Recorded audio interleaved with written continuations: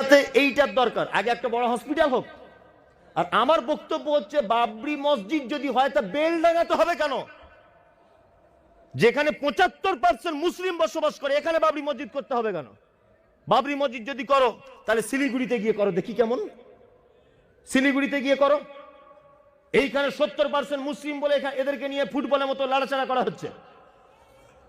যেখানে 2% মুসলিম, তারা কি করবে?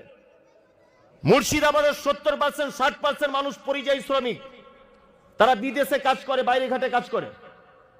এখানে যখনই বাবরি মসজিদ হবে তারা অন্য ধর্মের মানুষদের ঠিকাদারি করে, তাদের পাছার চামড়া তুলে দেবে মুর্শিদাবাদ নাম শুনলে। তখন কে বাঁচাবে?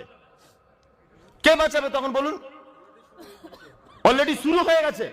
এই যে বিজেপির একজন নেতা বহরমপুরে বলেছেন, আজকে বিবৃতি দিয়েছেন রাম মন্দির হবে। কাটরা মসজিদ আমরা ঠেকাতে পেরেছি বলুন? কাটরা মসজিদের ইতিহাস আপনারা পড়েছেন, ঠেকানো গেছে না। বাবরি মসজিদ আমরা ঠেকাতে পেরেছি না।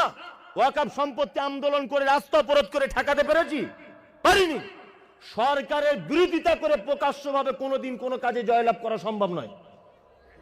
যদি বলছেন তাহলে অন্যায়কে সাপোর্ট করবেন আপনি, আমি অন্যায়কে সাপোর্ট করি না। তবে একটা কথা বলছি, জাতিকে নিয়ে আবেগ নিয়ে খেলা করবেন না, জাতির আবেগকে নিয়ে খেলা করবেন না। বেলডাঙ্গাতে অজস্র মসজিদ পড়ে আছে যেখানে ফজরে 3 জন নামাজি। পৃথিবীতে 3টে মসজিদে নামাজ পড়লে নেকি বেশি হয়। 3টে মসজিদে। কাবাতে নামাজ পড়লে নেকি বেশি হয় 2 রেকাতে 1 লক্ষ রেকাত। মসজিদে নববীতে নেকি বেশি হয়, মসজিদে আকসাতে নেকি বেশি হয়। আর পৃথিবীর কোন মসজিদে নামাজ পড়লে নেকি বেশি হয় না। কোন মসজিদে নামাজ পড়লে, বাবরি মসজিদে নামাজ পড়লে যে নাকি, বেগুনবাড়ির টিনের মসজিদে একই নাকি, একই নাকি। তাহলে আমার জাতির জন্য যেটা উপকার, আমার জাতির যেটা কল্যাণ হবে সেটা করতে হবে।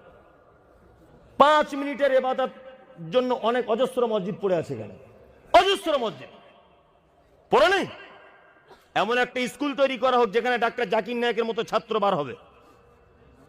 আমাদের মেয়েরা আজকে বোরকা পরে হিজাব পরে স্কুলে যেতে পারছে না, এরকম একটা উন্নত মানের পরিকাঠামোর স্কুল তৈরি করা হোক।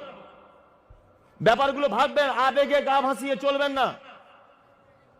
মাথায় রাখবেন, কাটরা মসজিদে অজস্র মুসলিমদের গর্দান কেটে গেছে। বাবরি মসজিদ ঠেকাতে গিয়ে অজস্র মুসলিমদের গর্দান চলে গেছে।